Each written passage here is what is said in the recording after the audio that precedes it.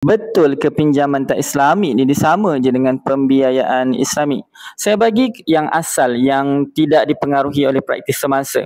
Okey, kita bagi analogi dua orang yang nak beli kereta. Dalam kes yang pertama, orang ni dia nak beli kereta harga RM50,000.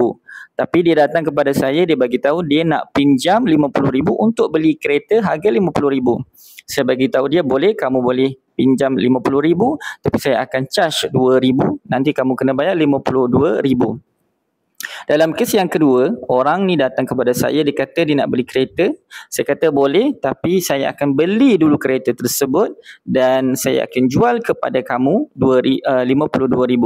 Dalam kedua-dua kes, saya sebenarnya ambil untung sama, iaitu RM2,000. Saya guna formula yang sama, kaedah yang sama. Tapi apa yang membezakan kedua-duanya? Yang pertama, dia datang kepada saya nak pinjam duit RM50,000 dan saya tidak ada sebab untuk charge dia semula RM2,000.